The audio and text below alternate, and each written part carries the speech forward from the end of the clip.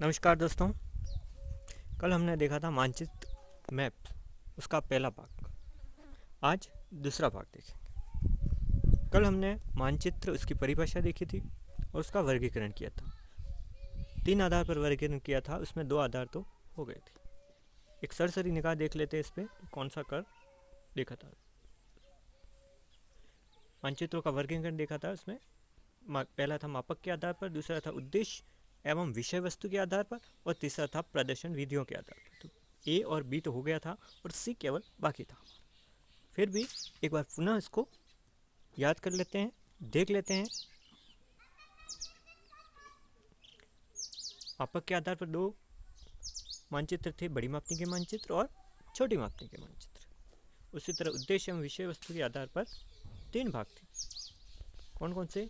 भौतिक अथवा प्राकृतिक मानचित्र, और दूसरा था मानवीय अथवा सांस्कृतिक मानचित्र, और तीसरा था सैनिक उद्देश्य हेतु मानचित्र।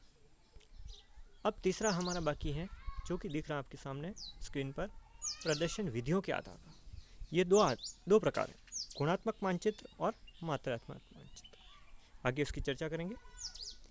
कल जो हमने देखा था, ये तो उसकी टेबल थी। उस टेबल में आगे हमने विस्तृत रूप से भी पढ़ा था कि मापक के आधार पर कौन कौन से, बड़ी मापनी के आधार पर मानचित्र कौन कौन से? 2 मानचित्र। एक तो ये भूसंपत्ति मानचित्र, कैडस्ट्रल मानचित्र, और दूसरा था हमारा स्थलाकृतिक मानचित्र। छोटी मापनी के आधार पर हमने देखा था दीवारी मानचित्र और एटलस मानचित्र।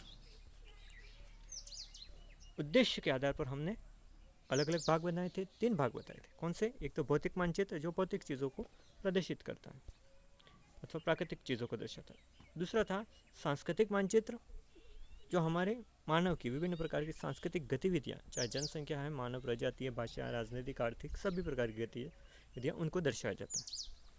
और तीसरा था सैनिक मानचित्र, जो केवल सेना के उद्देश्य के लिए, रक्षा संबंधी कार्यों में काम आते हैं, सेना के काम में आते हैं। तो ये तो हमने देख लिया था। आज हम देखेंगे वितरण विधियों के प्रदर्शन के आधार पर मानचित्रों के प्रकार। इनको वितरण मानचित्र भी कहा जाता है। तो ये 2 आधार, इस आधार पर 2 भागों में बांटा है, गुणात्मक मानचित्र और मात्रात्मक मानचित्र। ये वितरण कैसा है, ये दर्शाने के लिए इनको 2 भागों में बांट दिया गया। इसका गुण और फिर मात्रा। एक में गुण को दर्शाया जाएगा और दूसरे में गुण के साथ साथ मात्रा को दर्शाया जाता है, मात्रा कितनी।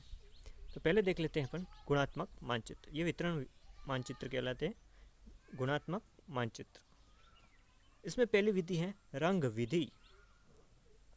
अब इसमें कोई मानचित्र बनाया, जैसे भारत का मानचित्र बनाया, तो उसमें अलग अलग राज्यों को दर्शाना है, तो सभी राज्यों में अलग अलग कलर दे देंगे।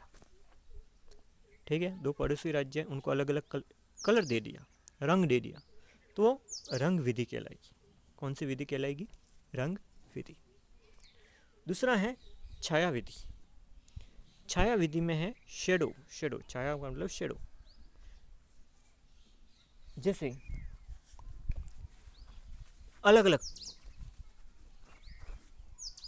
चीज़ों को आपको दर्शाना है, तो उसमें किसी में गहरी छाया दे दी, किसी में हल्की छाया दे दी। तो इस तरह छाया के माध्यम से भी बता सकते हैं हम। तीसरा है चित्रीय मानचित्र।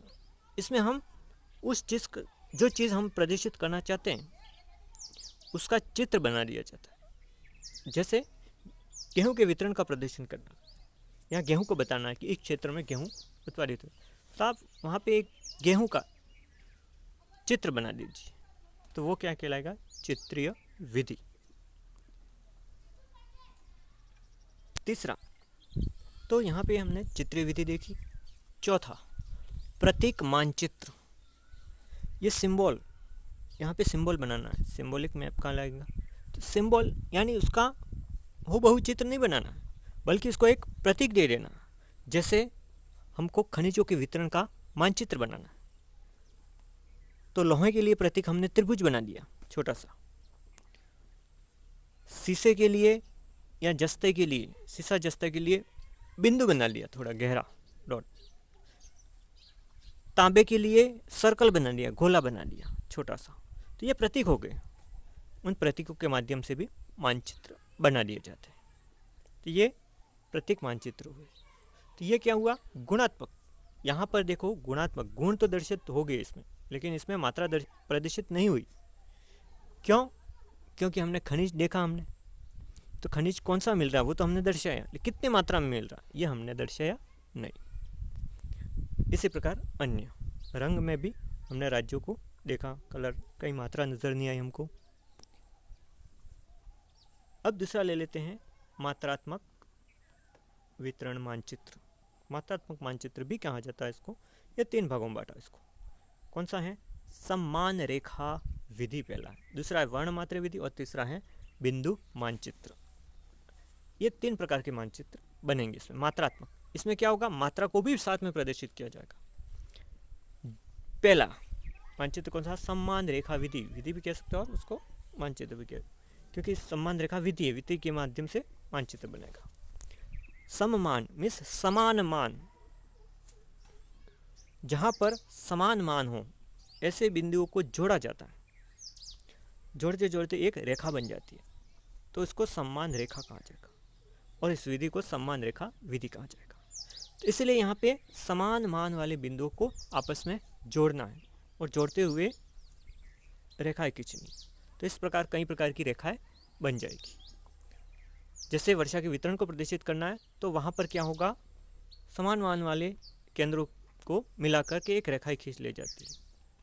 जैसे 10 सेंटीमीटर वाले को खींच ली एक लाइन, 20 सेंटीमीटर, 30 सेंटीमीटर, सबको आपस में जोड़ दिया, तो ये 10 सेंटीमीटर की एक रेखा हो गई, 20 सेंटीमीटर की एक रेखा हो गई और 30 सेंटीमीटर की एक रेखा।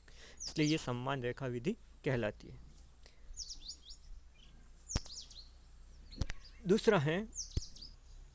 दूसरी विधि है वर्ण मात्र विधि। अब इसमें क्या किया जाएगा, इसमें अलग अलग घनत्व हैं, उसको दर्शाने के लिए अलग अलग प्रकार की छाया दी जाती है। घनत्व जैसे न्यून घनत्व है तो वहाँ पे हल्की छाया दी जाएगी और जहाँ पे घनत्व ज़्यादा है वहाँ पे गहरी छाया दी जाएगी, तो ये कहलाएगी वर्ण मात्र विधि। और तीसरी और अंतिम है बिंदु विधि। बिंदु विधि के अंदर हम जैसे जनसंख्या को दर्शाना हमको, तो उसको डॉट डॉट बिंदुओं के माध्यम से दर्शा, जैसे 1 डॉट बराबर 1 लाख व्यक्ति, तो इस तरह ये जितने भी जनसंख्या में 10 लाख है तो 10 बिंदु कर लीजिए, तो ये बिंदुओं के माध्यम से प्रदर्शित की जाती है, तो ये बिंदु मानचित्र कहलाते हैं। Thank you. वीडियो पसंद आया तो लाइक कीजिए, शेयर कीजिए और चैनल को सब्सक्राइब करना नहीं भूलना। Thank you.